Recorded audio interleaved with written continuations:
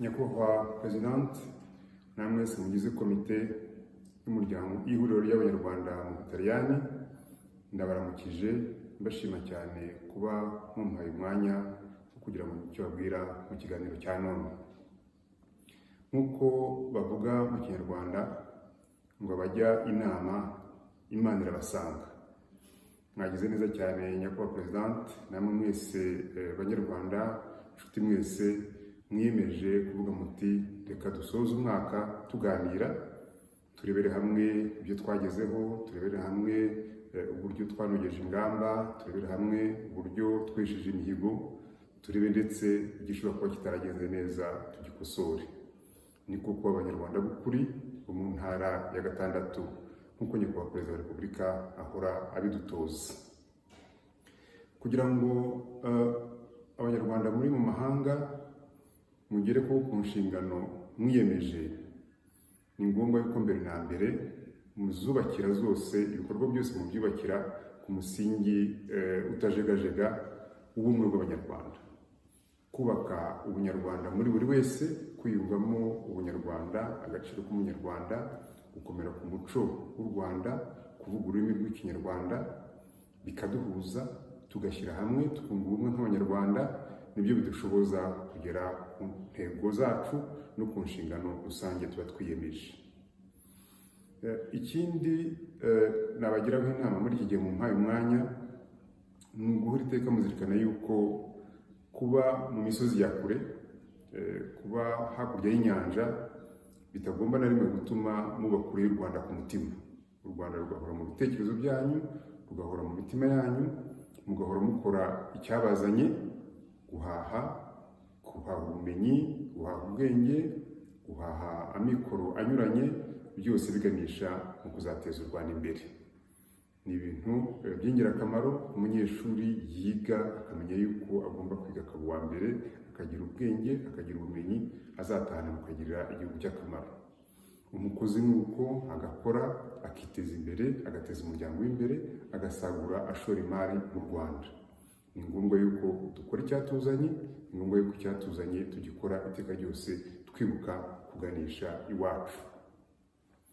Ikindi cy'ingenzi gikomeye cyane ni uko aho turi hose mu ntara ya Gatandatu tuba turi ba ambasaderi, tuba tugaragaza neza u Rwanda.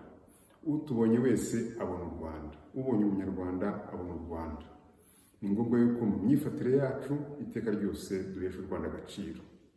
Ariko si imyifatire gusa, tugomba no gukora ibikorwa bigaragara byo kumenyekanisha neza u Rwanda, kugaragaza isura nziza y'u Rwanda, ibikorwa bigaragaza umuco w'u Rwanda, ibikorwa bikangurira abashoramari kuza gushora imari zabo mu Rwanda, ibikorwa bireshya ba mukerarugendo bakamenya ko kujya mu Rwanda ariho hantu umuntu akwiye kujya. Umuntu wese ushaka kuruhuka, ushaka kumererwa neza, akwiye kugenda akajya mu Rwanda.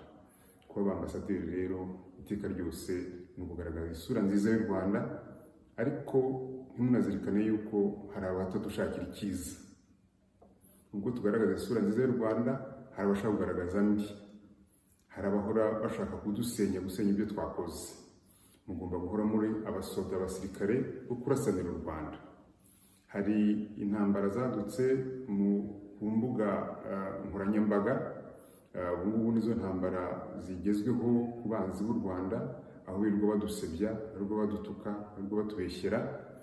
Ni ngombwa rero yuko aho turi, cyane cyane muri mu mahanga, musoma ibyo bandika, muranabaza benshi, mugomba na rimwe kutaruhuka mutabashubije mu mwanya wabo, mudasobanuye, kugira ngo isi yose imenye ukuri kw'ibyiza bibera mu Rwanda, inamenye ubugome bw'iyo migambi mibisha yabo. Nta guceceka na rimwe, nta kuvuga ngo ukuri kuzigaragaza, ukuri kugaragazwa n'abakuzi.